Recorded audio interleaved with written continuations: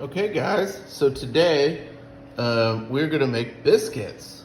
So we have all of the ingredients that we need. We have 2 cups all-purpose flour. We have 1 tablespoon of sugar.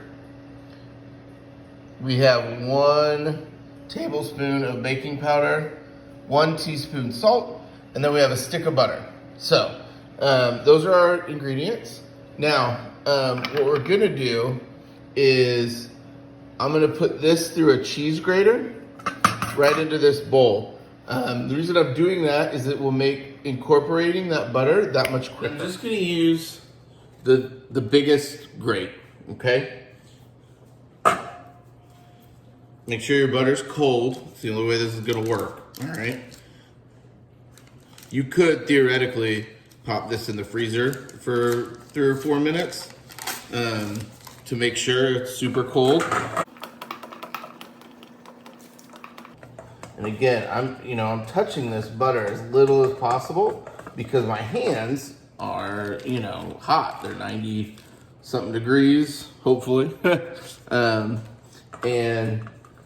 the more you touch it, the more heat goes into that butter, right? And the less it grates and the more it just kind of melts. I'm gonna mix in all of my dry ingredients, all right? And then I'm just gonna stir that up with my freshly washed hands. Okay, now, the one ingredient we don't have out yet, which we're gonna get after we incorporate this, is the milk. This recipe does not call for buttermilk. I had to go online and find one that didn't, because the one we use at Blue is a buttermilk biscuit.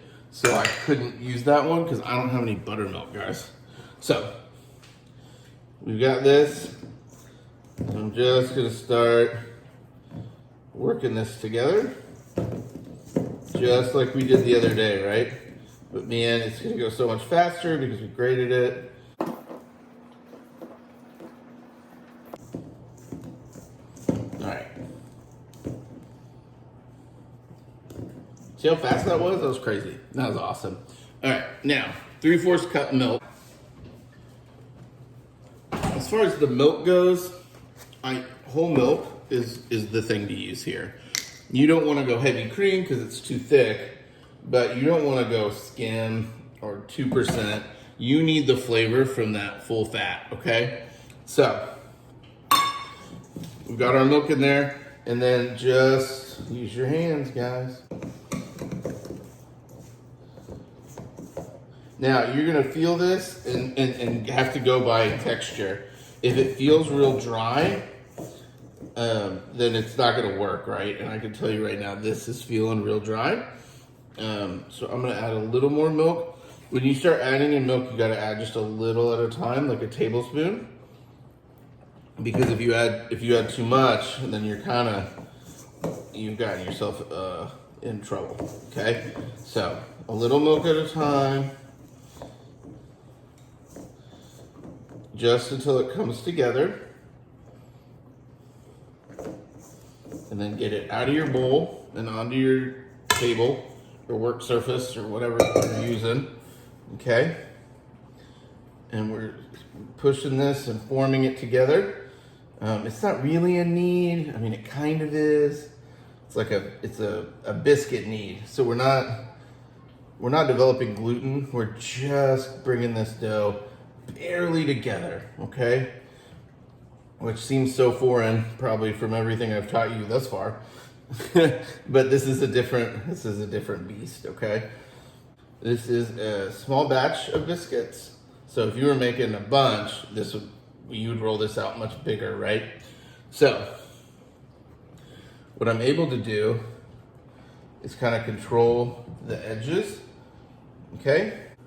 I'm gonna take this and I'm gonna cut it instead of doing like drop biscuits, which are fine also, but this is gonna be a more uniform cut to these. And I found the best way to cut these biscuits is just a pizza cutter. it just gets a pretty smooth cut. And then just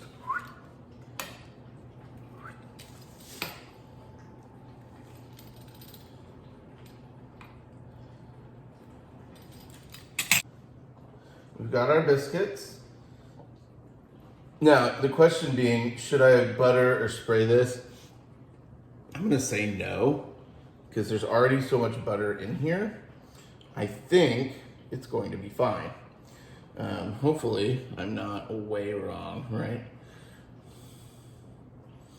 Now, I want the biscuits really close together. This causes some confusion with some people, but the reason I want them really close together, these are gonna rise as they bake. And so if we put them in a big container and spread them out, they're gonna rise, but the problem is they just want to expand, right? So as they cook, if there's room for them to go out, they're gonna go out. And you're gonna get these big, flat biscuits, right? And yes, these are gonna grow and all come together. Fingers crossed, right? These go in to a 425-degree oven. Our ingredients for gravy.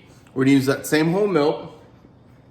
We have sausage links that I'm gonna cut and get the filling out of. Flour, garlic powder, salt, a little hot sauce, and black pepper. Black pepper is really important as well. This is just like Jimmy Dean sausage links. You could buy the big tube as well. What you're doing there is obviously you're getting the sausage for the sausage gravy, but you're also gonna render out the fat, and that fat is what we're gonna make our roux with, which is going to be the thickening agent for the gravy. We're just gonna get the filling out of these casings, okay? So I'm just tearing it open and peeling the casing off.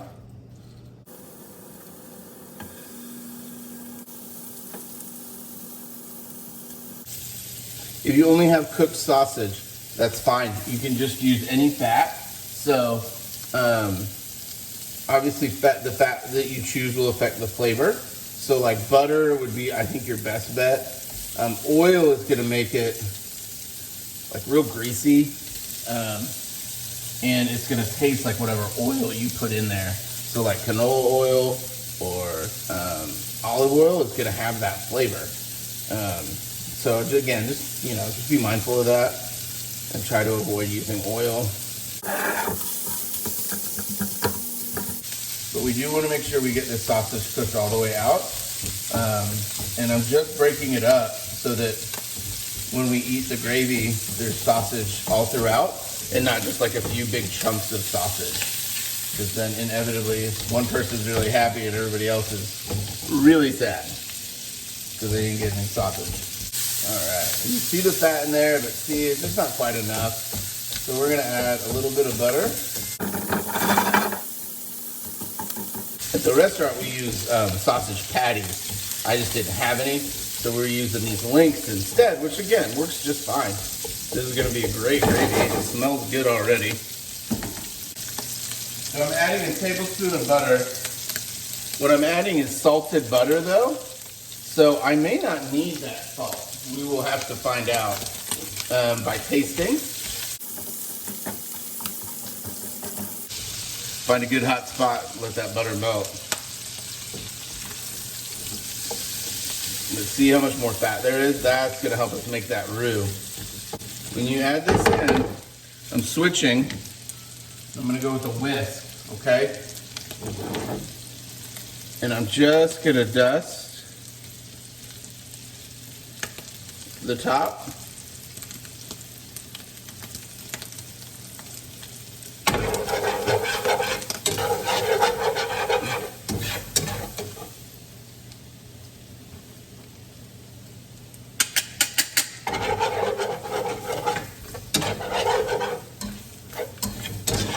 And then with a roux, we talked about it at school. There's stages to a roux, so like blonde, white, blonde, brick, dark. Like there's 5 different styles. So we're just focusing here on cooking this long enough that it kind of smells like popcorn, and we've cooked out that flour flavor. And this is a loose roux, and I'm aware of that. You could do equal parts flour and butter, and this would be much thicker. But I'm not going to do that, and I don't want to do that because I don't want this to turn into sludge.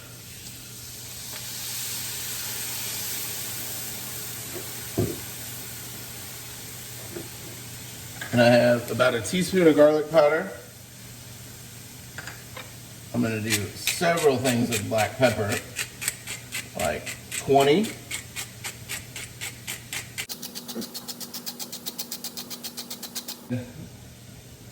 Four dashes of hot sauce.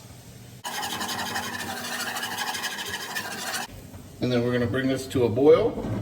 What that's gonna do is make sure all that flour flavor is out. That's not gonna taste good. So we're gonna make sure we cook that out. Now, if this doesn't tighten up enough, we already know how to fix that, right? We get a slurry of just like water and flour, and we pour it in, get it to a boil, and it'll tighten right up. But this is looking good. This will be fine. Once this boils, right, we're going to evaporate water out, and that's going to tighten up the gravy. The roux is going to do its thing. You can already tell it's starting to tighten. What we are looking for in this gravy is what the French call nappe.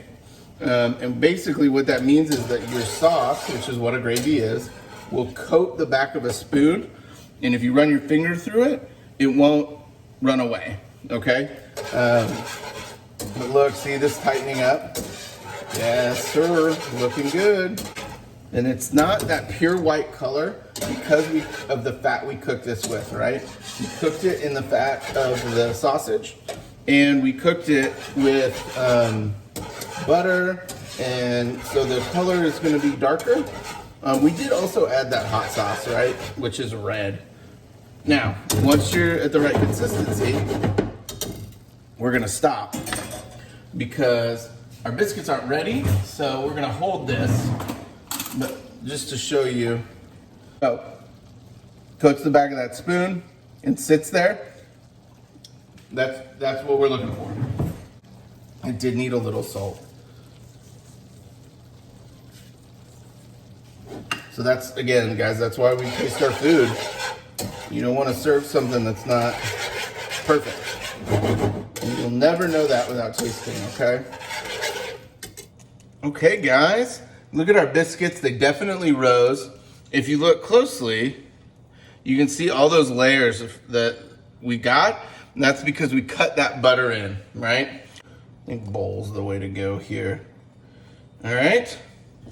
And now, if we had made this gravy much earlier in the morning, we could have held it, refrigerated, and then right before we were ready to serve, thrown it in a skillet, added some more milk, brought it up to temperature, and we would have seasoned it then, because if we seasoned it now, refrigerated it, when we added more milk, the seasoning would be wrong, right? Biscuits and gravy, looks great. Let's dig in, see how we did. The texture of the biscuits is awesome. They're flaky and they fall apart and they're really moist. They're good. And I know that because I tried a little piece without the gravy.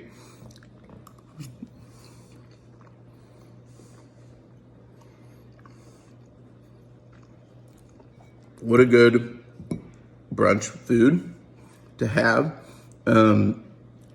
You know, it's one of those foods though, like you're gonna eat this and then you're probably gonna need to go back to bed because this is heavy and it's filling.